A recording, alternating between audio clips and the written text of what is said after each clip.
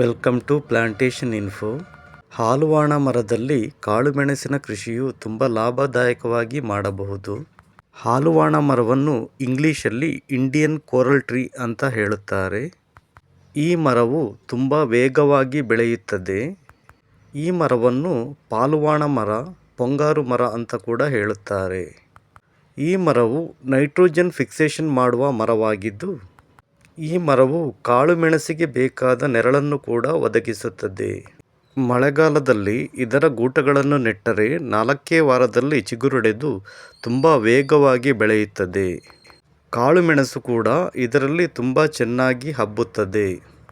ಬೇಸಿಗೆಯಲ್ಲಿ ಇದರ ಟೊಂಗೆಗಳು ಕಾಳುಮೆಣಸಿಗೆ ಬೇಕಾದ ನೆರಳನ್ನು ಕೊಡುತ್ತದೆ. ಹಾಗೆಯೇ ತುಂಬ ಮಳೆ ಬರುವಾಗ ಇದರ ಟೊಂಗೆಗಳನ್ನು ನಾವು ಕಡಿದು ಬೆಳಕಿನ ವ್ಯವಸ್ಥೆ ಮಾಡಬಹುದು. ಈ ಮರವನ್ನು ಸರಿಯಾದ ವಿಧಾನದಲ್ಲಿ ಕತ್ತರಿಸಿದರೆ ಯಾವುದೇ ರೀತಿಯ ಹಾನಿ ಉಂಟಾಗುವುದಿಲ್ಲ. ಕತ್ತರಿಸಿದ ಜಾಗದಲ್ಲಿ ನೀರು ನಿಲ್ಲದ ಹಾಗೆ ನೋಡಿಕೊಂಡರೆ ಮರ ಕೂಡ ಬೇಗ ಸಾಯುವುದಿಲ್ಲ. ನೀವು ಕೂಡ ಕಡಿಮೆ ಖರ್ಚಿನಲ್ಲಿ ಇಂಟೆನ್ಸಿವ್ ಪೆಪ್ಪರ್ ಕಲ್ಟಿವೇಷನ್ ಮಾಡಬೇಕೆಂದಿದ್ದರೆ ಹಾಲುವಾಣ ಮರದಲ್ಲಿ ಕಾಳುಮೆಣಸಿನ ಬಳ್ಳಿಯನ್ನು ಬೆಳೆಯಿರಿ. ವಿಡಿಯೋ ಇಷ್ಟ ಆದರೆ ಪ್ಲೀಸ್ ಲೈಕ್ ಮಾಡಿ, ಸಬ್ಸ್ಕ್ರೈಬ್ ಮಾಡಿ. Thank you.